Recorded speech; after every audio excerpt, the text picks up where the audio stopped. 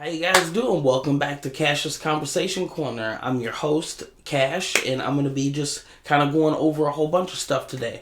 So it's been I've been super busy doing all kind of things, and I haven't really been paying attention to any of the news since about February. Like early February is when I stopped really like following what was going on like I normally would. So a lot of the stuff you're gonna hear me talk about may be a little old. I'm working on catching up right now and checking out all of these new stories that were happening since I had kind of hopped off watching the news like that. So you probably hear me talk about something that they've already figured out or something that's already more developed.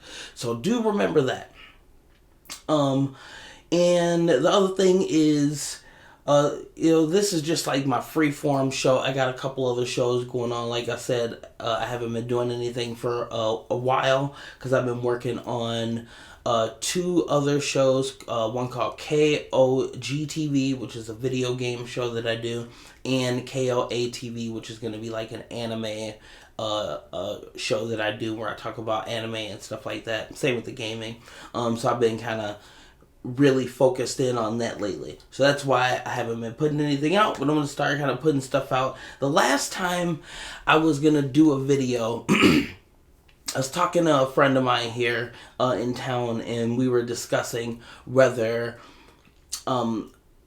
the DEI stuff is good or bad, or how we will feel about it. I feel like it's bad for a lot of different reasons, because it follows along the same lines as affirmative action.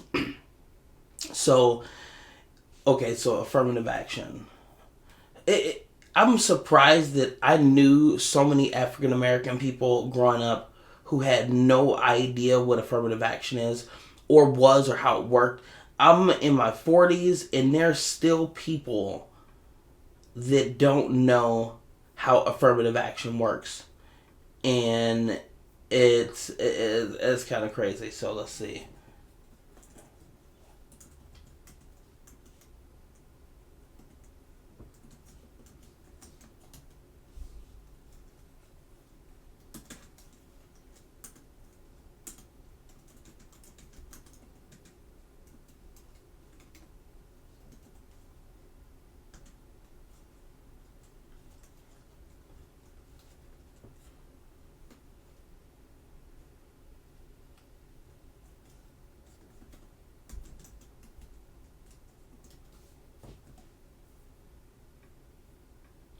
I can't believe I spelled that right. My spelling sucks. Thank you, computers. I can do a lot of things. Spelling ain't one of them. So I'm going to read a little bit of that in a second. But affirmative action, from what I learned, was, let's say there's 10 people who apply for a job.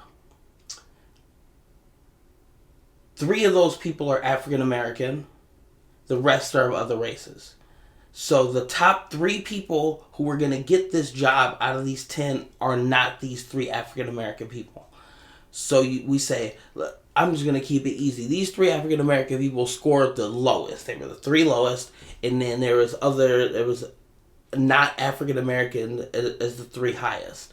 So they take the most, so let's say, okay, so it's affirmative action. So they take the third person who would have got this job, that last person. Maybe who knows if they actually do it like this. This is what I feel like how it would go and what would make sense. So that third person wouldn't get the job, but the first person who was out of the 3 African Americans at the end would get that one spot. Maybe they would give them the next 2, but maybe they'll just give them the one.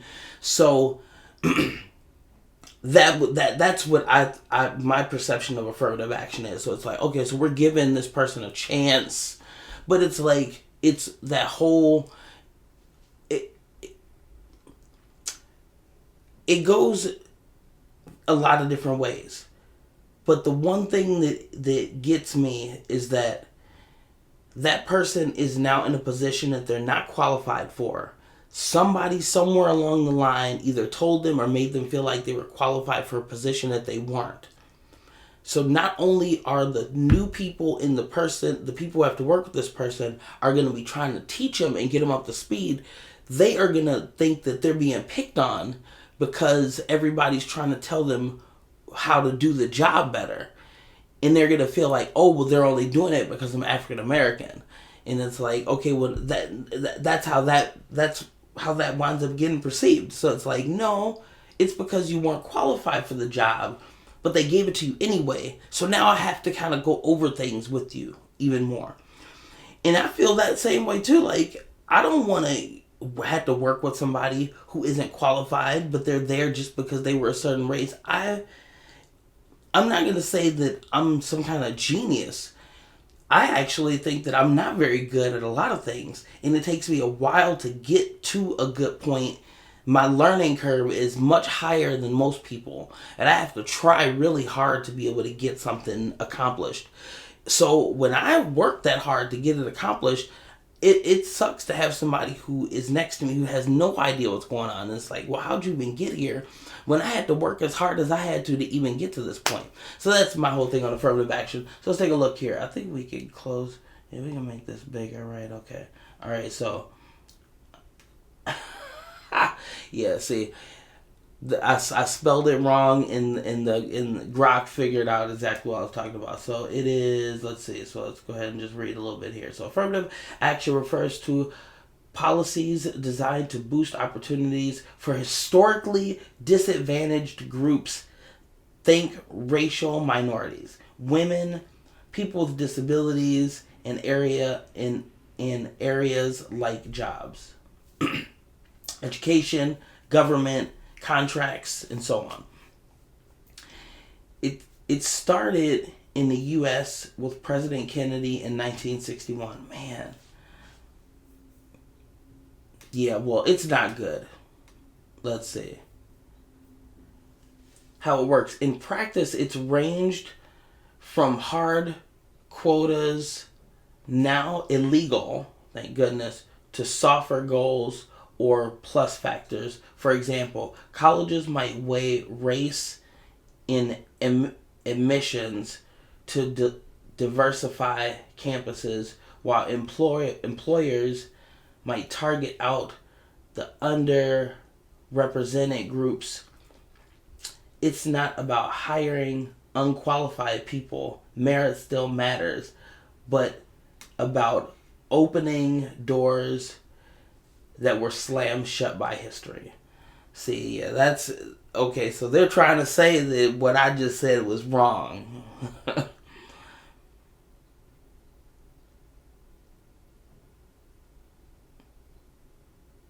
Crazy. Yeah, well, I still don't like it. And now this DEI stuff. Okay, so let's see. So, so they do talk about DEI here. So let's take a look. It says, the flip side, critics call it reverse discrimination. Yeah, that's what I call it. Arguing it can shift qualified folks from majority groups or even stigmatize beneficiaries as token hires. The Supreme Court's bounced around on it. 1978's Bakey case asked, quotes, but also race as a factor. 2023 Students for Fair Administration or Admission v. Harvard killed race-based college admission entirely. Thank goodness. Just even saying it doesn't sound correct. Saying it violated equal protections. Now 9 states banned it outright, and the focus is now shifting to diversity, equity, and inclusion framework. Bottom line, it's a lightning rod. Supporters say it's a fix for structural inequity. It's, it's unnecessary. It's just unnecessary. All right. So one of the so now was just I kind of went off on a tangent, but who knows? I'm gonna probably cut this together in a different way. But yeah, so the DEI stuff, that's just it's unnecessary. Um, like I've said before, that if we want to create this avenue and stop these social inequities, we need to teach structure at the family level, because it doesn't matter how many jobs you open up and how often you give this minority or that minority a job. If they don't have a structure of how they live their life properly and how they go about things and do what they need to do to maintain a stable life, it doesn't matter what job you get them. It doesn't matter what you open up. Things need to be taught at more of a structural family cultural core level, is where things really need to be picked up on. So that's my whole thing. So my whole thing is like, DEI, no, don't do that. Go to the schools that are majority African American and make materials available for learning how to navigate these situations, so when they come into these roles, they know what to do. They're qualified. They're overqualified. You know what I mean? And it's not that somebody has to go out of their way to get this race or that race into one thing or another. It needs to be taught more on a cultural and on like the very front end at the base. That's how I feel like it should be. So the DEI should be focused on that and not on employees or not on employers. You're trying to. It's like, instead of talking to the person, you're talking to the place the person goes to, and it's like, no, talk to the person. Get them to understand what it is that's out there and how to navigate it. Don't tell these people who have set these things up to restructure how they navigate. If you tell these people to move like A, B, or C, these people will have to move like A, B, or C, because otherwise they won't be able to operate their business. If you okay, so it's like, all right, cool, I taught all these people what to do. They see this type of person, they go over to the next job or they go over to the next business and they work for them. And before you know it, not only are people not working at this place, they're losing a whole swath of people who would get their services. Because it's like, if you know a place will hire you or hire people like you, and even if you don't get the job, if you know they're at least nice to you and you don't have that stigma and have that feeling, you'll at least patronize the place. But if the place is acting in a way where you feel like that somebody has to come along and be like, you're being too racist, people should just automatically avoid the place. Like, people do all of this like boycotting of places. Stop going around all of these places telling them to change their policies to make sure that there's more African this and more African that. Like, no, let them run their businesses the way a business runs. And if these people don't like that, then they will go somewhere else. That's just how it should go. So that's my DEI. One of the other things that has been talked about lately are these tariffs. So Trump is messing people up with these tariffs, making people feel all about something. I listen to Tim Pool quite a bit, and his explanation on what tariffs are is great. I've understood what tariffs are for a long time. I've done, because people talk about it, and I'm like, well, what is that even? So I've done research, and I've looked up a bunch of different stuff on tariffs and about them and whatnot. So I understood what tariffs were and why they were good, and it would just breaks it down to be like, okay, you buy stuff that's made in America, it's great. You buy stuff that's made in China, it's gonna have a tariff. It's gonna have a lot of tariffs. It's gonna be super expensive. You're not gonna be able to buy all this crap from China. You're gonna have to buy it from the local dude down the street that makes electronics there and fixes them there. And I'm like, okay, well that makes total sense. Tariff everybody. Everything should be tariffed. Like the cheapest things, there should be nothing cheaper. Everything should be more expensive unless it's made in America. I'm like, okay, that sounds great. That sounds wonderful. Everything is more expensive unless it's made in America. I mean, the more stuff gets made in America, that means we have more jobs. That means there's more of everything in our immediate facility because the money stays here. So it's like, okay, I'm going to want to make my lawn look good because my money, because I have money and people are spending the money at the store that I make all American products, and I'm going to go and I'm going to eat out at the restaurant now and spend a bunch of money there. I'm going to go to this lawn place and spend a bunch of money there and get my lawn looking good. And then before you know it, everybody has more money because the businesses that are located locally are being patronized more often because people want stuff that's here instead of that's somewhere else because it's more expensive. So then they go down the street or even down the road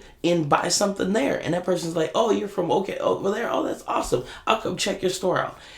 Otherwise, it's just like this soulless, Best Buy store that's got everything that's made in China. Nobody knows anybody. You walk in there and everybody's on their cell phone that's also from China. And, so tariffs are great.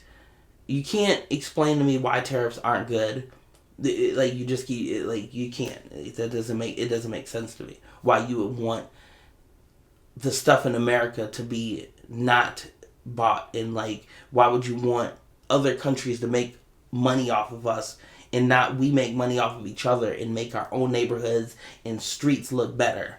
So yeah, y'all are idiots. And the other thing too, like the one thing that he was mainly trying to get at was getting the border under control and getting these people to start making sure that all of these drugs and all this stuff isn't going across the border. So it's like, okay, they threw more troops. Great. You need to pause it for a little bit. That's a good thing. I've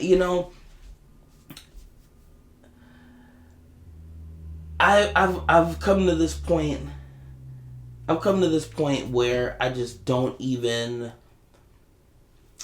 try to understand that other person anymore. I mean, I understand to a degree, but for so long, I really believed that it was about access, and it was I believe it was more about access than anything.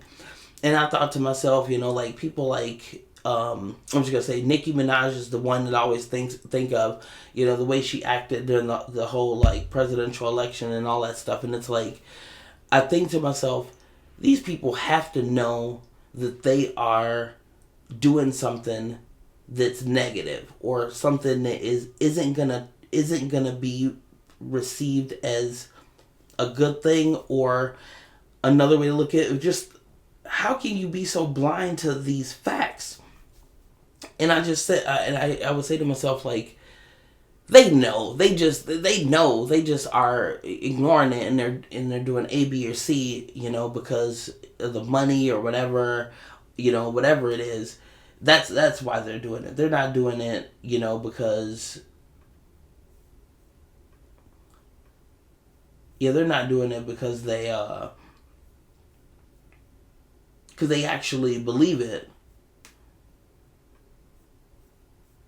Like, they're not doing it because they actually believe it. They know it's bull, and they're still just going with it anyway.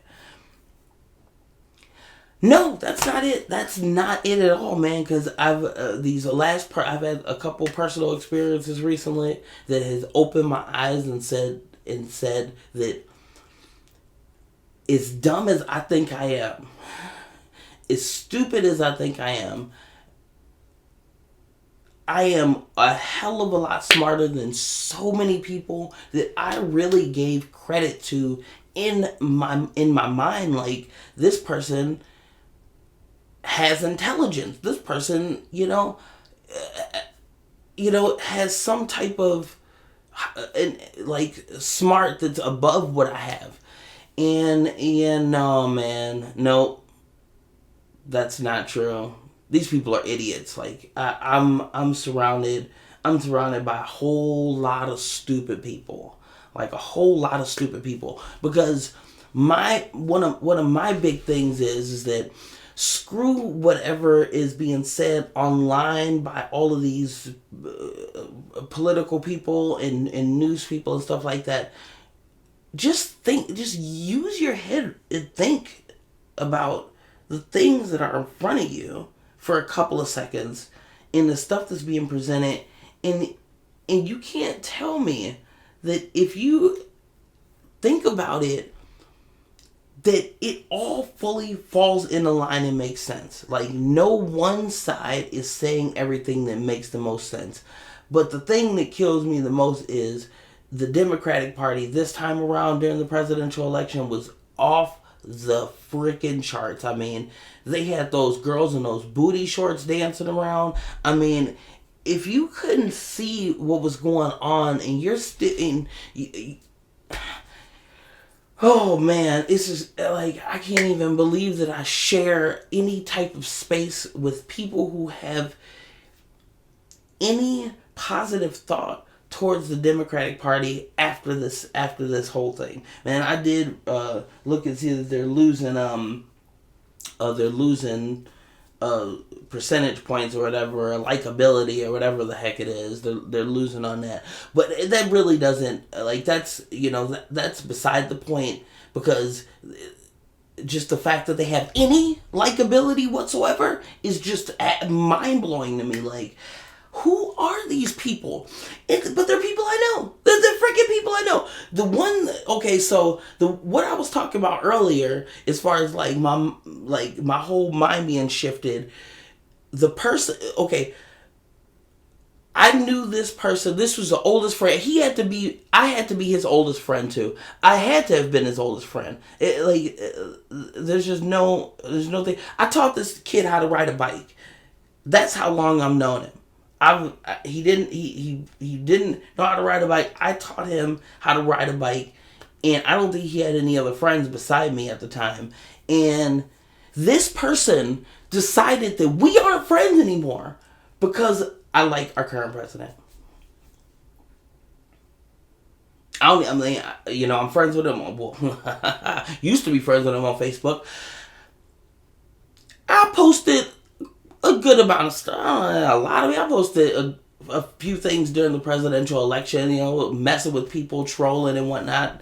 And I wanted people to know that I did support the president, and I wanted to just kind of poke with people too. I think I lost like 40 Facebook friends. Facebook friends do. Like, Facebook friends aren't really friends. There are people who are actually friends that I'm friends with on Facebook, and those are, like, I have friends on Facebook. I wouldn't call people that I have just associated with on Facebook friends. I would just call them people that are on Facebook. I don't know. So yeah, no. This dude though, this dude. Okay, so this dude, friends no more, man. Friends no more, dude. I'm just like. If you're dumb enough to not be friends with somebody because of the president of the United States, look, I see my next few shows. I'm gonna go into some stuff, because this Ilhan Omar chick is messing stuff up too. We got things that are much more important, that are close, like political and business wise. The majority of us have things that are lot closer, that strike a lot more closer to home, that we should be paying attention to. These moves that are being made by people that are close to our facility and have to do with the things that we are doing right this second. That's important. The President of the United States, to me, is almost the equivalent of an overnight Walgreens stocker in Birmingham, Alabama. I don't even know if that's an actual place. What does that person have to do with me right here today? And why in the F would I decide to not talk to a person because of what this person is saying about this Birmingham, Alabama overnight stalker? That he said he doesn't like Rosie O'Donnell. Like, I don't give an F. What does that have to do with me? Oh man. So my next few shows will be doing, I'll dive into some stuff that's happening right here in good old Minnesota. The George Floyd Capitol, man. Oh my goodness, dude. I can believe it. I can. I grew up with a bunch of these fools. I grew up over north to south Minneapolis. I'm from Chicago, but we've been living in Minnesota most of my life. And I grew up over there, and I can believe it. And the fact that it all started here in Minnesota, I know enough Minnesotan African American chicks to understand that 60-something% of these African American chicks voted for Kamala Harris or whatever, during this last presidential election. Minnesota was probably one of the top highest for percentage of African American women voting for that nonsense. I'm pretty sure, because I grew up with them. I grew up listening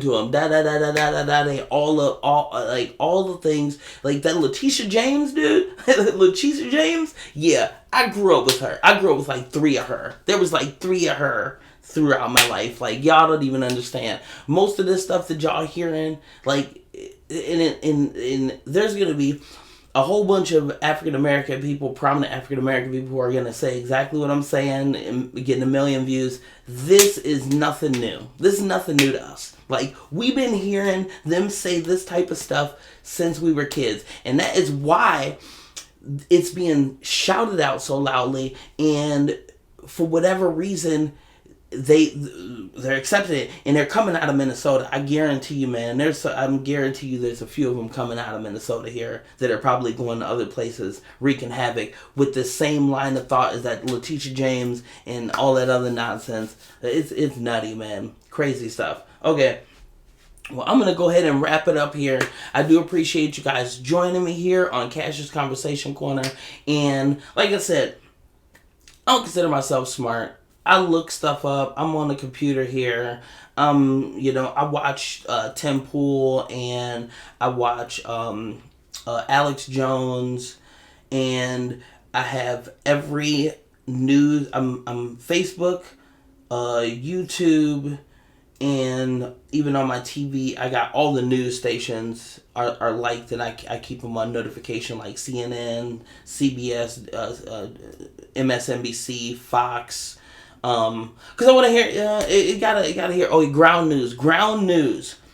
If anybody's interested in really knowing what's going on, and you just want one nice spot to go to, and you don't want to hear a bunch of stuff, ground news, because they have this nice chart. I'll show next time. I'll put that out. I'll do ground news, and I'll talk about some stuff here in Minnesota on my next one.